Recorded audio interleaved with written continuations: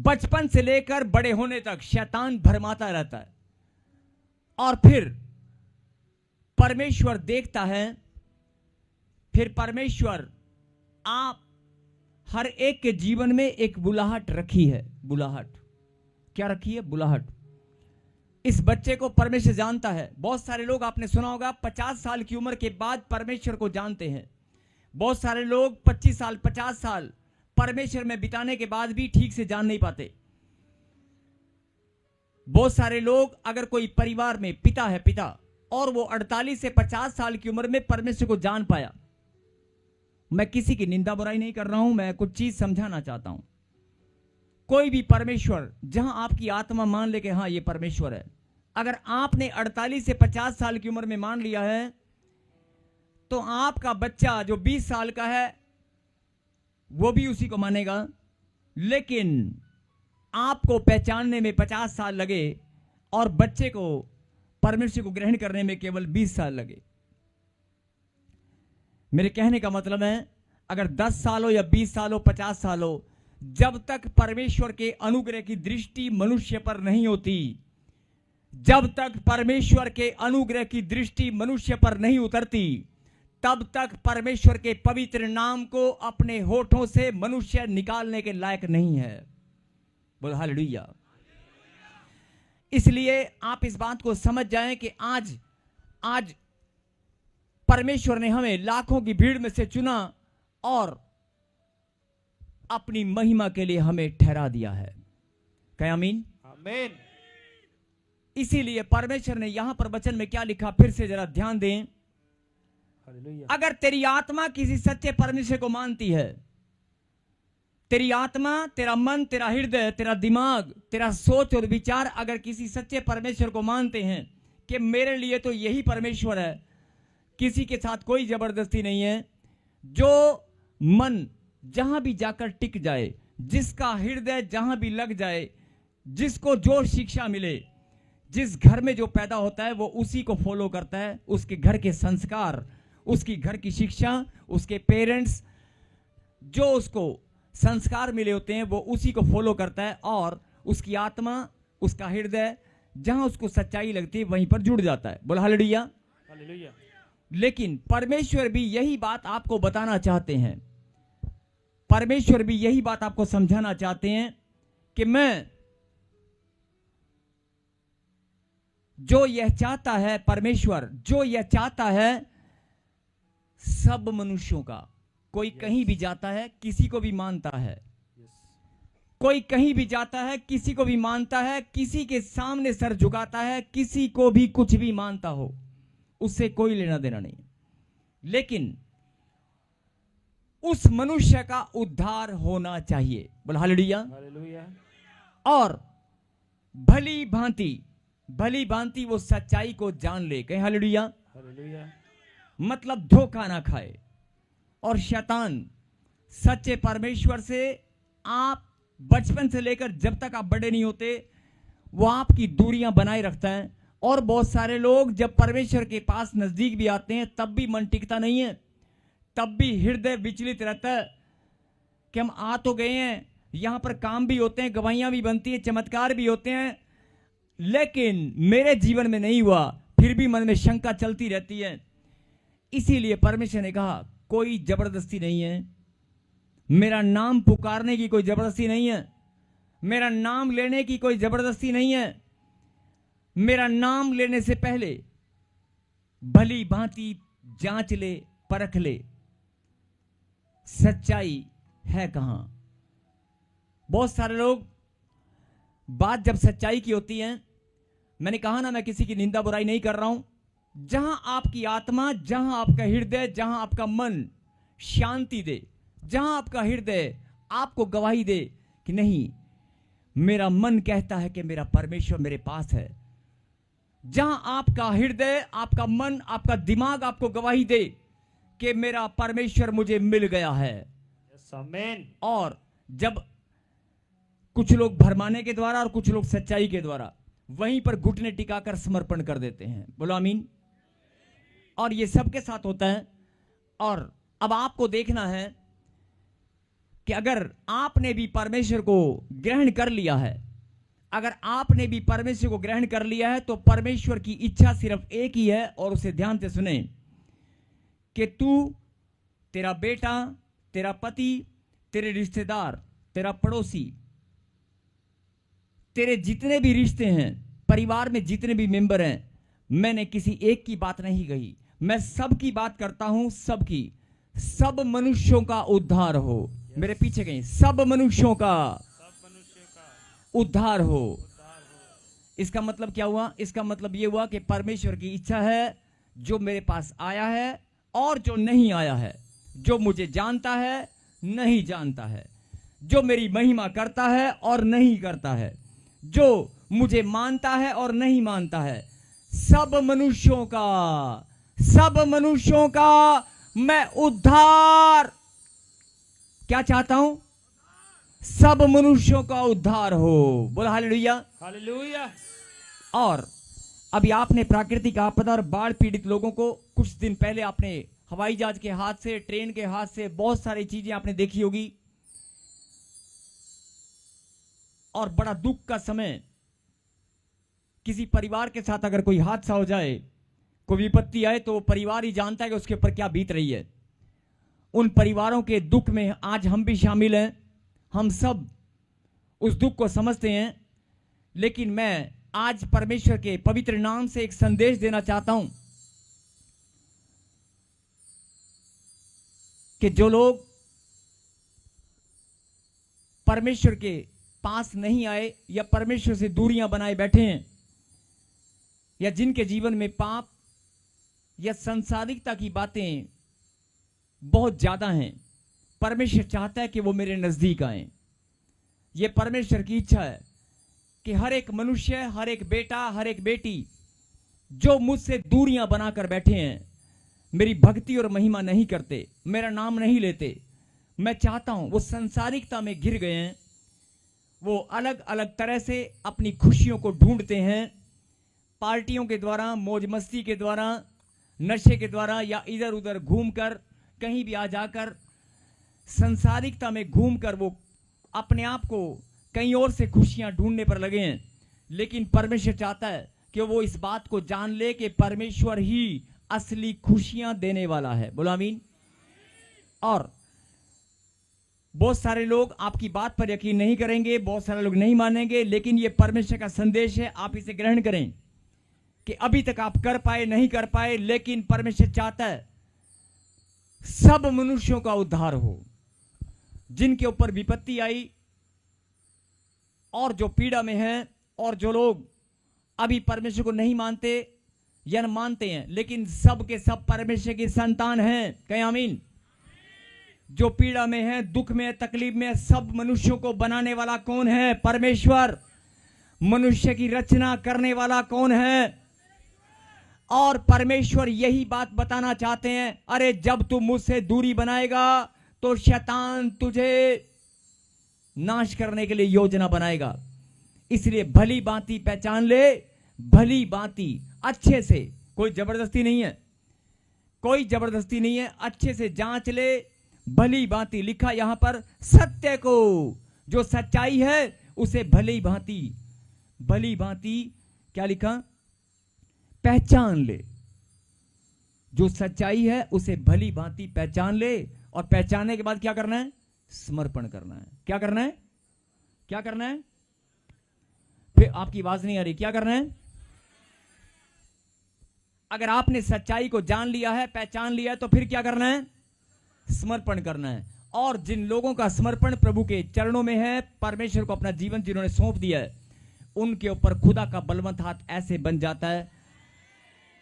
और आपने देखा होगा इस बाढ़ में भी परमेश्वर ने बहुत सारे लोगों को बचाया है। बहुत सारे लोग जिंदा हैं, बहुत सारे लोगों को परमेश्वर ने मौत के मुंह से निकाला है। बहुत सारे लोग, मैंने कहा, मैं फिर से एक संदेश देना चाहता हूं कि मैं किसी धर्म और जाति की बात नहीं कर रहा हूं, मैं परमेश्वर की संतान की बात कर रहा हूं, और परमेश्वर की बात कर रहा हूं कि इस दुख की घड़ी में भी, इस विपत्ति में भी बहुत सारे लोग जो बचाए गए हैं, उनको बचाने वाला कौन है? अपने बच्चों को अपनी हथेली पर संभाल के रखने वाला कौन है? यही बात परमेश्वर समझाना चाहते हैं कि सत्य की भली भांति पहचान कर ले, और जब तेरी आत्मा, तेरा मन, तेरा हृदय गवाही दे कि मुझे मेरा परमेश्वर मिल गया है, तो फिर समर्पण कर। और जिस दिन तू समर्पण कर देगा, और जिस दिन तू समर्पण कर देगा, उसी दिन तेरा नया जीवन शुरू हो जाएगा। आज प्रभु ने कहा कि अभी भी बहुत सारे लोग कठोरता के साथ, नेगेटिविटी के साथ, शंकाओं के साथ मेरे पास आते हैं, मेरी महिमा करते हैं, लेकिन शंकाओं के साथ, या मन में दुविधा चलती रहती है। नहीं, अरे मैंने बहुत सारे लोगों को अभी भी जिंदा रखा है, बहुत सारे लोगों को संभाल के रखा है, कोई नुकसान भले ही हुआ हो, बहुत सारे लोगों की जान, छोटे छोटे बच्चों की, बड़े बुजुर्गों की, बहुत सारे लोगों की जान परमेश्वर ने बचाई है। बोलो हालेलुया। और बहुत सारे लोगों को तैयार परमेश्वर ने किया मदद के लिए। बहुत सारे लोग इस आपदा में खड़े हुए हैं, परमेश्वर ने उनका मन बदल दिया है। बोलो आमीन, आमीन। और यही बात परमेश्वर ने कहा कि मेरी मैनेजमेंट महान है। इंसान की बुद्धि फ्लॉप हो सकती है, मेरी मैनेजमेंट महान है। मैं सिचुएशन कैसी भी हो, हालात कैसे भी हो, मैं तुम्हें बचाना, संभालना और तुम्हारे मस्तक को ऊंचा करना जानता हूं।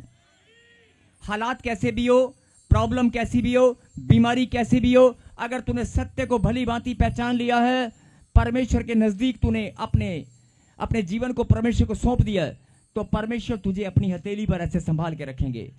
फिर चाहे कोई बाढ़ आए, चाहे कोई आपदा आए, चाहे भूकंप आए, चाहे कुछ भी आए, अगर परमेश्वर के हाथों में आप हैं, या परमेश्वर के बलवंत हाथ के नीचे आप हैं, आपका और आपके घराने का कुछ भी होने वाला नहीं है।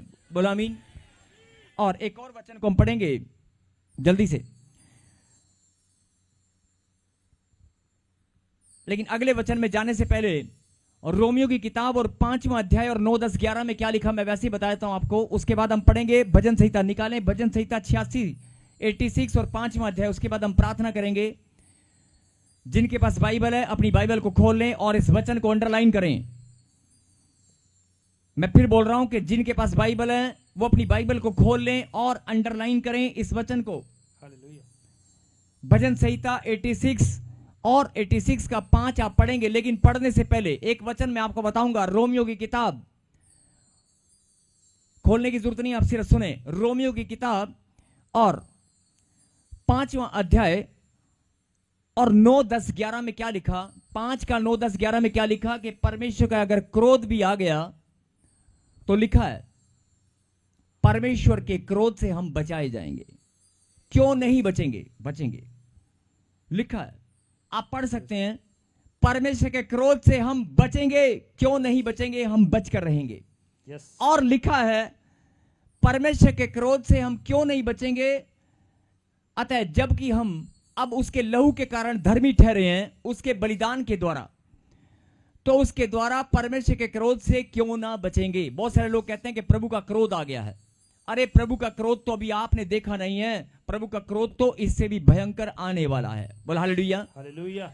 ये तो छोटा सा एक चिन्ह है, चेतावनी है मनुष्य जाति के लिए कि भली भांति मुझे पहचान ले, अपना मन फेर ले, सत्य को पहचान ले, परमेश्वर से अपनी नजदीकियां बढ़ा ले। बोला आमीन, आमीन। लिखा जबकि हम उसके लहू के द्वारा धर्मी ठहरे तो उसके द्वारा परमेश्वर के क्रोध से क्यों ना बचेंगे। क्यों ना बचेंगे? हम बचाए जाएंगे। बोला आमीन, आमीन। और आगे क्या लिखा, इससे अगला एक और, उद्धार भी पाएंगे।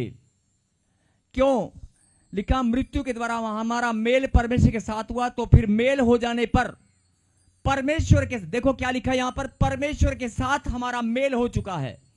अगर परमेश्वर के साथ हमारा मेल हो चुका है तो लिखा हम उद्धार क्यों ना पाएंगे, हम पाकर ही रहेंगे। आमीन। परमेश्वर के क्रोध से हम बचाए जाएंगे, उद्धार हम पाकर रहेंगे।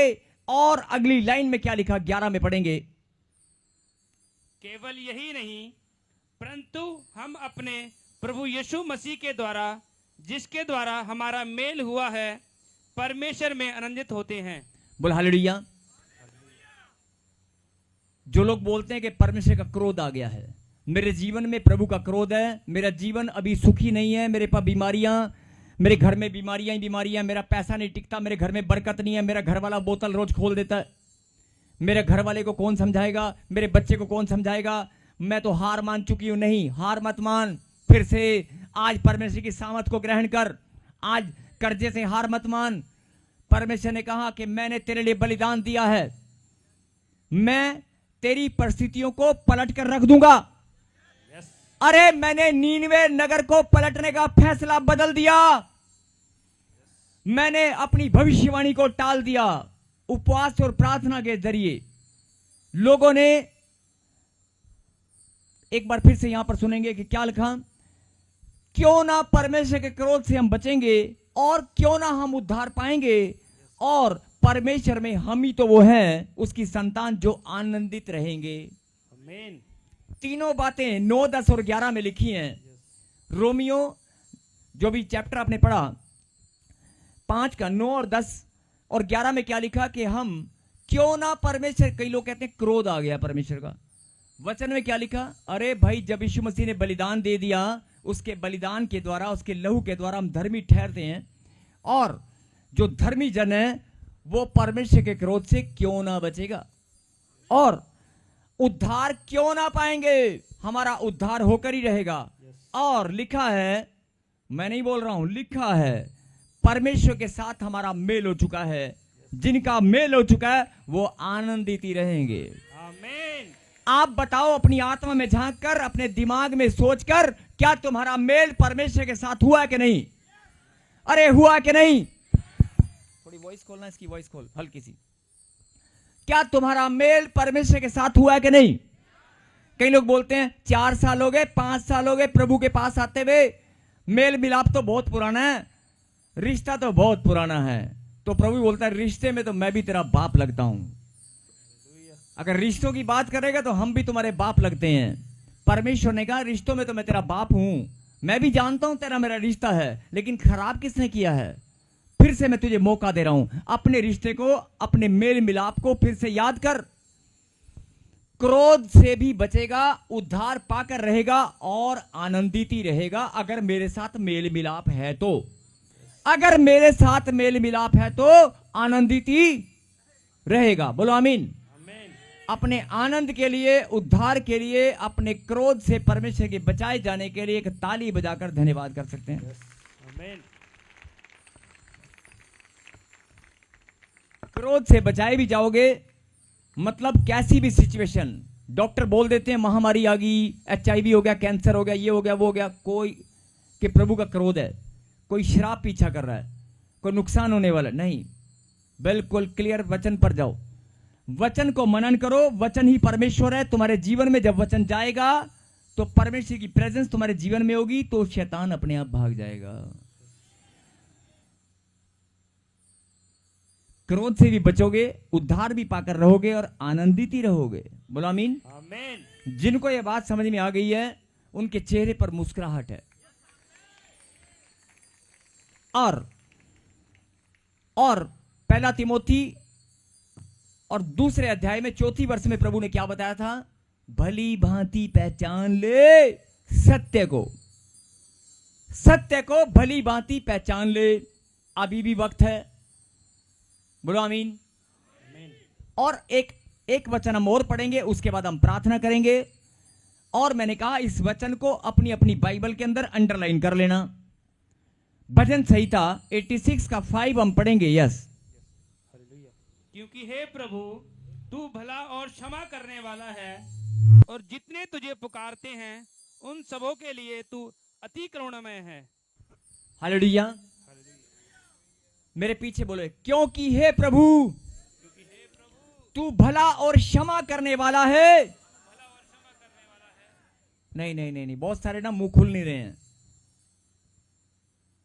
जब वचन आपके अंदर जाएगा, जैसे ध्यान से सुनना, अगर पानी के गिलास में या गंदे बर्तन में पानी, या बर्तन में गंदा पानी है, शुद्ध जल उसके अंदर जाएगा तो गंदा जल बाहर आएगा।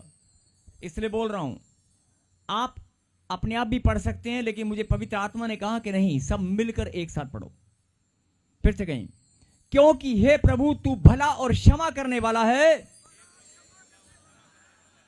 फिर से कहीं, तू भला और क्षमा करने वाला है। एक बार और, तू भला और क्षमा करने वाला है। अब जरा ध्यान से पढ़ना। और जितने तुझे पुकारते हैं, जितने तुझे पुकारते हैं, क्या लिखा? उन सबों के लिए। ऐसे नहीं है, ध्यान से सुनना, कि 1000 लोगों ने 3:40 पर पुकारा, अभी 3:40-45 या 46 मिनट हो चुके हैं। 10,000 लोगों ने, 10 लाख लोगों ने परमेश्वर को एक आवाज में, एक बुलंद आवाज में पुकारा।